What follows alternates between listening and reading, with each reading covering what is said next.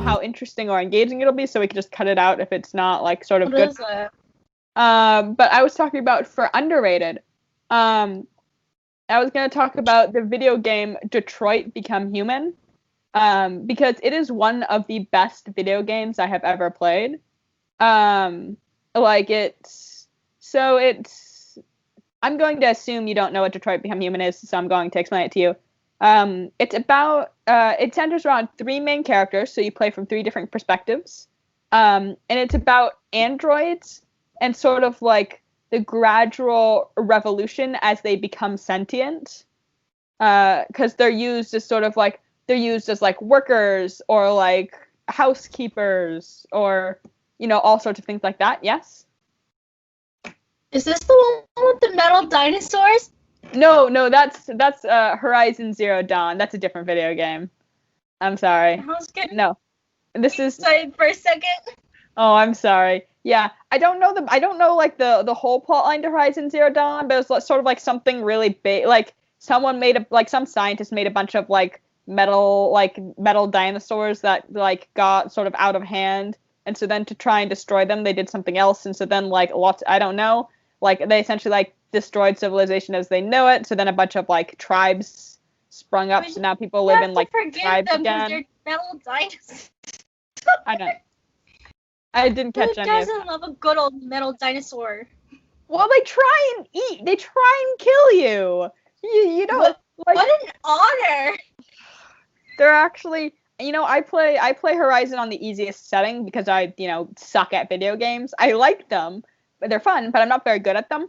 So I play it on the easiest setting. And the easiest setting is like kind of ridiculously easy. Like the dinosaurs don't do too much damage to me, and I don't really have to worry about like setting traps or tactics or being a good sharp shot. I can just sort of smack them with my spear a couple times and they die. Brutal. But even then, when they like turn, because the sound design in the game is pretty good. So like when they turn at you and like do the sort of like screechy metallic dinosaur roar and like run at you with and you can hear sort of like the machinery clinking and like the metal feet hitting the ground or whatever, and it's very terrifying. And even though they won't actually do that much damage to you because you're on the easiest level, you just look at that and you're like, that thing is just going to rip my flipping head off. Like that, it is going to run into me, and I'm just going to instantly die. And I don't. It does like a third, and it does like death, it does like that's not like maybe some people are thirsty like that. Maybe a sixth of my health, and I'm fine. I just smack it with a spear until it dies. But still, anyway, that's not the game I was talking about. The game I was talking about is called. Dinos. Jeez, they like. You're really hung up on the metal dinos thing, aren't you? Also, your visuals. I don't know if you guys can hear this, but mine is frozen. Yeah, your visuals have frozen. So, Detroit Become Human is set in Detroit. I don't know how many, several years in the future. So androids are sort of like a thing, and androids are robots that look essentially identical to humans, if you didn't already know that. And they do a whole lot of, like, they do lots of various jobs. They're housekeepers, they're workers, they're, like, they do all sorts of things, right? And they have, like, no rights because they're machines. Except there's, like, a defection. They have, like, there's an error in their code that makes them behave as though they were it makes them sentient, right? There's some sort of like mechanical explanation for it. I don't remember what it is, but it effectively makes them sentient. And this is called becoming deviant, when an android becomes sentient. And anyway, so androids are becoming sentient, and then they want like rights, right? They want to be treated as actual human people because they have become actual human people. And so then they like have a revolution. And so that's sort of what the game's about. And you play from three different perspectives. One, and the general favorite of the bunch is Connor, the android sent by CyberLife. He is a prototype android, and he is a detective android. So he goes around sort of solving various android-related crimes, which you can... Yes, Connor! There's a good amount of appreciation for said Connor in our group. He's the best. But so you can imagine how him and his detective role sort of can tie up well while like the android revolution is going on, because androids are like running away from their owners or like hurting people. They're like trying to escape this sort of like oppressive position they've been put in. The second android that you play as her name is Kara. She is a housekeeper android, and she's a housekeeper android for a father and daughter, except the father is like an abusive piece of crap. So she deviates in order to protect the daughter and escapes with her. So that sort of shows. Does she beat him over the head with a broomstick? Does she? No, she doesn't. Depending on what choices you make, she can shoot him though. That's what I the first time I played. I was. Yes. I think I didn't get to. Actually, no. I think that's false. I think I didn't. The second time I played, I shot him. The first time I played, I didn't hide soon enough, so I had to like grapple with him, and then the two of us escaped, and it was very tense. Anyway, so the first section, Android Connor, through him you sort of see sort of like the legal or the more like from the authority side of the whole revolution. Kara and Alice, who's the name of the little girl, they spend their entire time trying to cross the border and get to Canada, because androids are illegal in Canada. Like there isn't sort of like the sale of androids or whatever. Therefore, they're not oppressed. Does that make sense? Yeah. So androids, they would be free if they got to Canada. So they spend their entire game trying to get there. And there you see sort of like the humanitarian side of this entire conflict, because depending on how poorly things go, like some really bad things can happen to them, some really tragic things. But that's sort of like, it sort of gives you a glimpse of what the everyday android is trying to sort of like go through. My bad.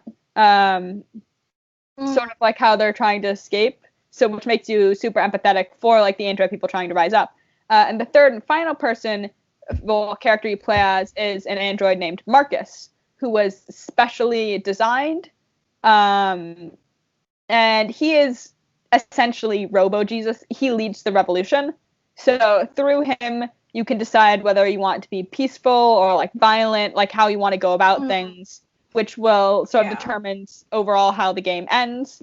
If you want to have a violent revolution, then that will have effects. It'll have effects on both of the other characters. Sort of like how you play as each of the characters changes the entire story, but most so for Marcus, since the way the android revolution goes down changes everything else, right?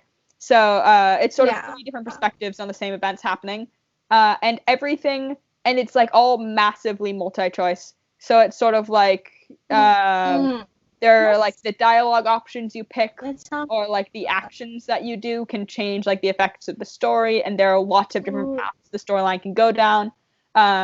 So it's sort of like you can get Heather. Yeah. Yes. What? Are you being sponsored to say this? No, I really like the game. It's I wish they would. They should definitely pay. No, it's a really good game, and I really liked it. It's very good, because I really like video games, but I also really like video games. It's frozen again. Center around. Sorry, is that better? You're not frozen anymore. See me? I can see you. I can see you. Can you hear me? But I really like video games that are sort of like centered around a story, and this entire video game is story based. It's a really good story, which I like, and the character, like the fact that it's all sort of like heavily choice based means you still have like a huge influence on the game, even though it's so heavily story based. And it doesn't have, while there definitely is like gameplay and stuff, right? You have to like do things. It's sort of like, I don't know. But I really like it. I super enjoyed it.